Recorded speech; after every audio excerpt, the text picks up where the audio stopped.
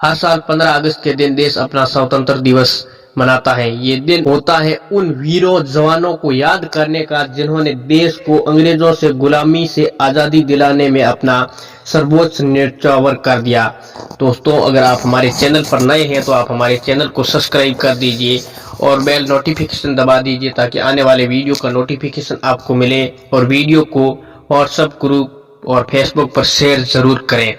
भारत को आजाद हुए पूरे 75 साल हो चुके हैं। हर साल 15 अगस्त के दिन देश अपना स्वतंत्र दिवस मनाता है।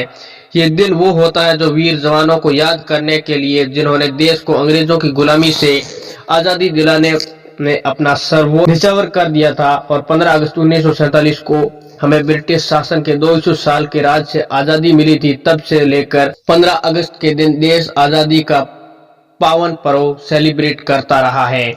हमें आजादी कैसे मिली? अंग्रेजों ने लंबे समय तक भारत पर अपना राज किया और भारतीयों को अपना गुलाम बनाकर रखा। साल 1857 में ब्रिटिश शासन के खिलाफ भारतीयों ने एक बहुत बड़ी क्रांति की शुरुआत की जो बाद में काफी निर्णायक साबित हुई। बगावत एक असरदार पूरे देश में देखने को मिली। परिणाम स्वरूप कई संगठन उभर कर सामने आए। देश को अंग्रेजों से मुक्त कराने के लिए वीर सपूत आगे आए और अपनी जान परवाह किए बिना अंग्रेजों से भिड़ गए।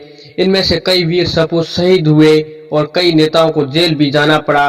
तब जाकर कहीं हमें ये आजादी मिली। 15 अगस्त 1947 को भारत आजाद हुआ। आजादी के लाखों लोगों ने दी थी कुर्बानियां। देश को आजाद दिलाने के लिए लाखों वीरों ने अपने प्राण की कुर्बानी दी और काफी संघर्ष किया। देश को आजाद कराने में भगत सिंह, चंद्रशेखर आजाद, सुभाष चंद्र बोस, बाल गंगाधर तिलक, सुखदेव, सरदार वल्लभ भाई पटेल, गोपाल कृष्ण गोखले, लाला लाजपत राय, महात्मा गांधी जैसे अनेक वीरों ने योगदान को कभी भुलाया नहीं जा सकेगा, जिन्होंने अंग्रेजों को खदेड़ने में काफी जान दी। और आज हम स्वतंत्र सेनानी की वजह से आजाद हैं। अगर उन्होंने आजादी की पहल नहीं की होती तो आज हम किसी अंग्रेज के गुलाम होते। स्वतंत्रता दिवस का इतिहास। 15 अगस्त 1947 को ब्रिटिश शासन से भारत की आजादी मिल गई। ये पुनर्जन्म जैसा था। ये वो दिन है जो अंग्रेजों को भारत छोड़ना पड़ा था, यानी कि भारत को अंग्रेजों ने छोड़ दिया था। इसकी बागडोर हिंदुस्तानी नेताओं के हाथ में आ गई। 15 अगस्त 1947 को पहली बार देश के प्रधानमंत्री पंडित जवाहरलाल नेहरू ने लाल किले पर झंडा फहराया और भाषण दिया कि इस दिन लगातार हर 15 अगस्त को प्रधानमंत्री लाल किले से झंडा फहराते हैं। 15 अगस्त क्यों मनाया जाता है, इसके बारे में आपको हम जानकारी देने जा रहे हैं। भारत में 15 अगस्त का इतिहास आज हम आपको बताने जा रहे हैं। भारत के इतिहास में 15 अगस्त का एक बहुत बड़ा महत्व है। भारत एक लंबे समय तक अंग्रेजों के अधीन रहा और इस स्वतंत्रता को प्राप्त करने के लिए भारतवासियों ने मूल्य को चुकाया है। इस स्वतंत्रता को प्राप्त करने के लिए देश में कई तरह के आंदोलन हुए और आंदोलन को सफल बनाने के लिए देशवासियों ने अपना सब कुछ दांव पर लगा दिया। दोस्तों, अगर आप हमारे चैनल पर नए हैं तो अगर आप हमारे चैनल को सब्सक्राइब कर दीजिए और वीडियो को आगे से आगे शेयर कर दीजिए ताकि और भी बंदों को जानकारी मिल सके। इस दौरान कई लड़ाइयां लड़ी गई, लोगों ने अपनी जान गंवाई और कई ब्रिटिश हुकूमत के अत्याचार से शहीद हो गए। इन अंग्रेजों ने भारत ने खुद को 15 अगस्त 1947 को आजाद कर दिया गया। तब से लेकर अब तक 15 अगस्त को स्वतंत्र दिवस मनाया जाता रहा है।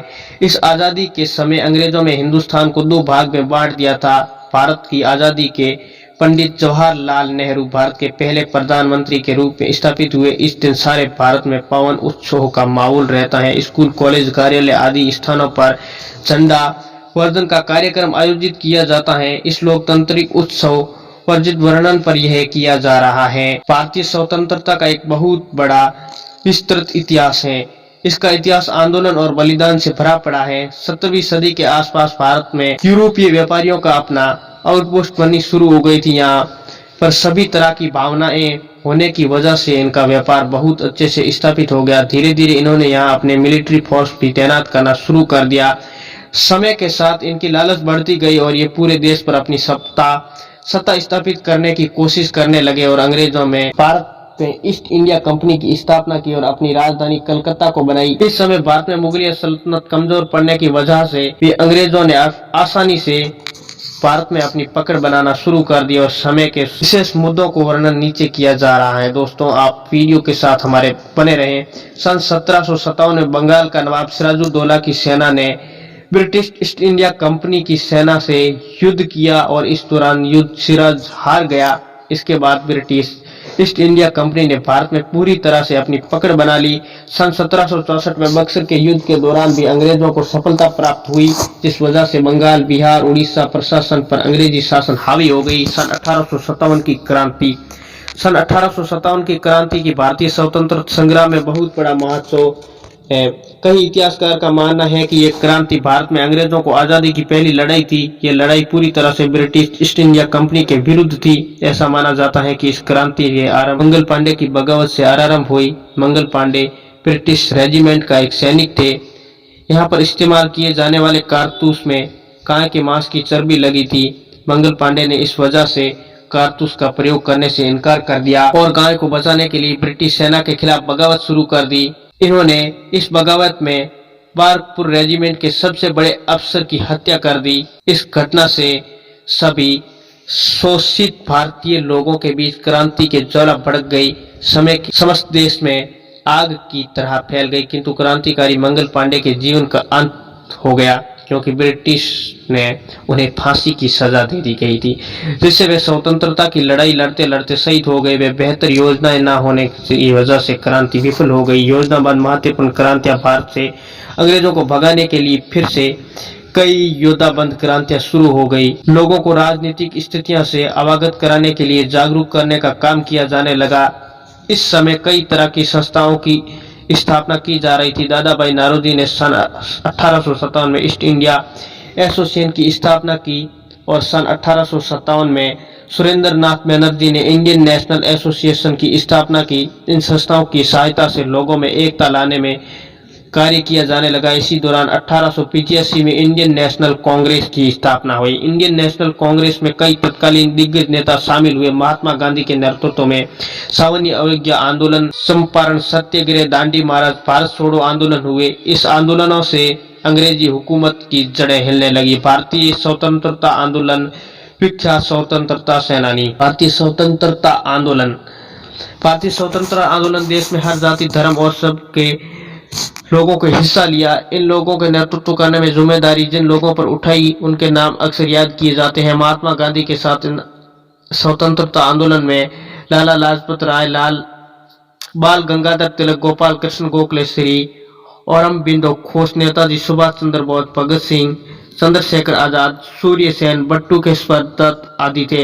हालांकि इनमें से भगत सिंह, चंद्रशेखर आजाद, बटुकेश्वर दत्त आदि महात्मा गांधी के अहिंसात्मक मार्ग पर चलने के लिए तैयार नहीं थे। इन्हें भारत की आजादी किसी भी कीमत पर चाहिए थी।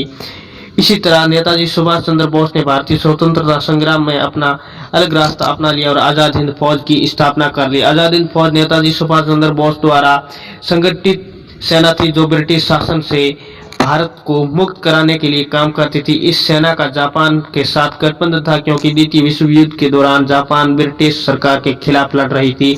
आजाद हिंद फौज ने ब्रिटिश सेनाओं में बर्मा, इम्फाल, कोहिमा आदि स्थानों पर जापानी सेना के साथ मिलकर युद्ध किया। भारतीय स्वतंत्रता आंदोलन में महिलाएं। अंग्रेजी हुकूमत के खिलाफ इस युद्ध में भारत की महिलाओं ने भी खूब जोर शोर से हिस्सा लिया। भागीदारी महारानी लक्ष्मीबाई के समय में ही लोगों की दृष्टि में आने लगी। भारतीय स्वतंत्रता आंदोलन में योगदान देने वाली मुख्य स्त्रियों के नाम Shrimati Sarojini Naidu, Sister Nivedita, Shrimati Annie Besant, मंगिनी हाजरा आदि। भारतीय स्वतंत्रता आंदोलन तथा नवजागरण। भारतीय स्वतंत्रता आंदोलन के समय ब्रिटिश शासन देश वासियों के जाति धर्म के आधार पर बांटकर राज करने की कोशिश कर रहा था। उन्होंने देश के हिंदू मुस्लिम एकता में फूट डालने की लगातार कोशिश की, लेकिन इस समय समाज की नई दिशा के लिए जाने के लिए राजा कई महापुरुष ने अपना योगदान दिया। Bureau report SKJ TV।